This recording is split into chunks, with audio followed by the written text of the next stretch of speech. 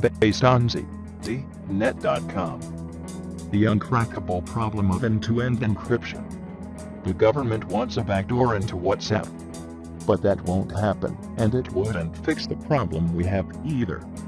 The UK government has said it wants access to messages sent via encrypted communications apps such as WhatsApp, reigniting the debate over end-to-end encryption. We need to make sure that organizations like WhatsApp, and there are plenty of others like that, don't provide a secret place for terrorists to communicate with each other, Home Secretary Amber Rudd told the BBC, following the attack on Westminster, in which 4 people were killed. It is believed the attacker's phone had connected to WhatsApp 2 minutes earlier.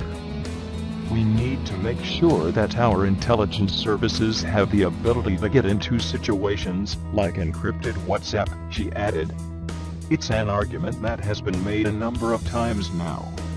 A couple of years ago, then Prime Minister David Cameron made a similar call, and various police and spy agencies have warned that end-to-end encrypted messaging apps have made it easier for criminals to plot in secret, the so-called going dark problem.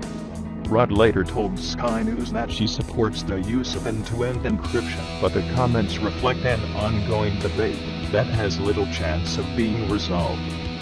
It's important to acknowledge that there is a genuine problem here for law enforcement. The police and intelligence agencies cannot get access to all the information they need because the way that some tech companies implement encryption means that no one apart from the sender and the recipient can read the messages.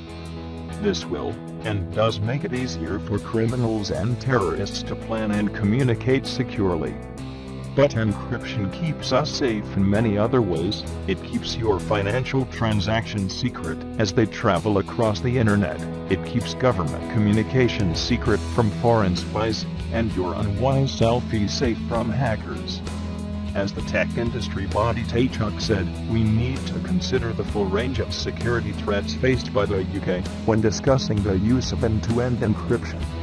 Encryption technologies are a fundamental tool for ensuring the UK remains cyber-secure. End-to-end encryption is the best defense we have available to keep the data and services we all rely on safe from misuse. From storing data on the cloud to online banking to identity verification, end-to-end encryption is essential for preventing data being accessed illegally in ways that can harm consumers, business, and our national security, it warned. As such, an outright ban on end-to-end encryption might not make sense, but how about banning the use of end-to-end encryption just for communications apps? That's possible, but would have other problematic consequences. Companies like WhatsApp and Apple, which are using end-to-end encryption, do not currently have the ability to read customers' messages at all, unlike other companies which read your messages, so they can't target you with ads. To allow police access to those messages, those companies would have to change the way they use encryption, and they would then be able to decode every message. That makes everyone using such a service less secure than they were before. Still, that might be an acceptable trade-off for some. But it's worth remembering that, if tech companies weaken security and allow one government access, they also make it easier for every other regime around the world to trawl through the communications of anyone they want. Another problem, the UK government has just completed an overhaul of the UK's surveillance legislation, shepherded through Parliament by the then Home Secretary, and now Prime Minister. It can be read as effectively banning the use of end-to-end encryption by tech companies in the UK, in that it requires them to remove any encryption they have added, if so demanded. The problem here is that most tech companies aren't based in the UK, and the UK's laws only reach so far. Companies based in the US, and many other countries, may well feel they can ignore demands to change how they use cryptography. And cryptography is widely available, so preventing big companies in the UK from using it will simply make most people here less secure. It would be all but impossible to stop companies offering such services anyway. and criminals and terrorists will simply move to other encrypted apps based in other countries and keep their secrets that way. On top of this, many argue that we are already in a golden age for surveillance. Intelligence agencies already have access to vast amounts of data about us. The smartphones with us all the time constantly leak information about where we are, what we are doing, and even what we are thinking about. Police and spies can now legally hack into smartphones, PCs, and other devices for surveillance purposes. The main problem for intelligence agencies is not a lack of information, it's too much. It's inevitable that after such an incident politicians look for ways of preventing another attack.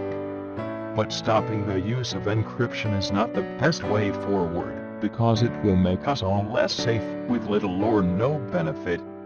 Based on BusinessInsider.com, the Westminster terror attack has reignited a furious row over encryption in the UK. London. Last week's terror attack in Westminster, that left 5 dead, has reignited heated debate in Britain over encryption. The attacker used WhatsApp shortly before he began the attack, prompting calls from some 4 tech companies to ensure that law enforcement can always gain access to encrypted data when required. But security experts counter that it's impossible to introduce backdoors into encryption without making everyone less safe. It's an issue that has been debated before in Britain, the US, and around the world. But last Wednesday's attack has brought it roaring back with a vengeance. So what's the problem? Simply put, some messaging apps like WhatsApp and Apple's iMessage are end-to-end encrypted. This means they're encrypted before being sent, and decrypted on the recipient's phone. There's no way for anyone, whether it's law enforcement or malicious hackers, to intercept and decrypt these messages in transit. This keeps the messages secure, but also poses problems for security services looking to access the content of messages. They can generally still see metadata, i.e., who is talking to who, which can be revealing even without the content of the communications. And what did the government say? Speaking on the Andrew Marr Show on Sunday, Home Secretary Amber Rudd said it is unacceptable that terrorists were using apps like WhatsApp to conceal their communications, and that there should be no place for terrorists to hide. We need to make sure, she continued, that organizations like WhatsApp, and there are plenty of others like that, don't provide a secret place for terrorists to communicate. You can read a full transcript of her remarks below. Some are interpreting this as a signal the government intends to force tech companies to weaken their encryption. But Rudd stops short of saying the government would legislate as such. I will have those conversations, and we will see where they go, she said. And later in the day, she told Sky's Sophie Rich, end-to-end encryption has a place. Cybersecurity is really important, and getting it wrong costs the economy and costs people money, so I support end-to-end encryption as such. It sounds like she is arguing that tech companies should be able to introduce encryption backdoors without compromising users' security, something most experts say isn't possible, and which The Guardian suggested would betray a hazy grasp of encryption on Rudd's part. Alternately, Rudd's remarks that we have to have a situation where we can have our security services get into the terrorists' communications could be an oblique reference to equipment interference, i.e. illegal hacking by law enforcement. She could be just affirming that we need to make sure the authorities have the appropriate tools to hack into devices when necessary, without compromising encryption, as they do already. Tech companies are due to meet with the government this week to discuss encryption and extremism. A full list of attendees isn't currently available, though Google has confirmed to Business Insider that it will attend. Others are going on the offensive against tech companies. Others have jumped on this line of argument. The Telegraph ran internet giants hide terrorists' final note as its headline on Monday, while the Daily Mail produced a feature about apps that let extremists plot in secret. conservative MP Nadine Dorries tweeted that #Apple not providing FBI with codes to unlock terrorists' phones and #WhatsApp not allowing access security services is a dangerous principle, adding you just developed a terrorist-related exception, that's all, or even one for grieving parents too caught up in this one-size-doesn't-fit in response to a tweet saying that backdoors would damage everything from banking to government. So what's the problem with backdoors anyway?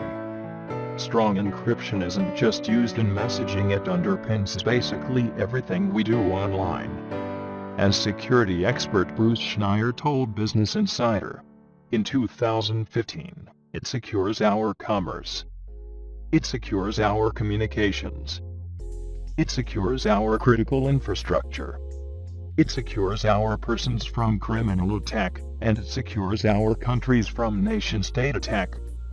In many countries, it helps journalists, dissidents, and human rights workers stay alive. In a world of pretty bad computer security, it is the one thing that works well. Weakening encryption would make everything people do online less secure. Plus, Schneier suggested, any ban would be extremely difficult to enforce, emphasis ours. It gets draconian pretty fast. UK citizens would be banned from using secure software, and UK companies be banned from producing secure software. The government would have to enforce internet censorship, people couldn't download secure software, search engines couldn't answer queries about secure software, and every packet would be inspected to ensure it isn't being encrypted with secure systems. Closed computing systems, like IPHONE, would ban their users from installing secure software, and open computing systems, like Microsoft Windows, would be redesigned to prohibit users from installing secure software. Free software would be banned. Anyone entering the UK with a phone or computer would have them conform to UK standards, and border control would seize any devices that fail to do so. UK researchers would be prohibited from researching secure systems. Some are arguing that the focus on encryption is distracting from more important issues. Interesting that the discussion has become about WhatsApp, when the obvious policy problem is radicalization in prisons, Financial Times journalist Gavin Jackson tweeted. BuzzFeed UK's head of news Stuart Miller said, Me5 decided Masood not worthy of surveillance, but the Home Sec says lesson is nobody should be allowed secure WhatsApp. Obvious really. Based on CNET.com.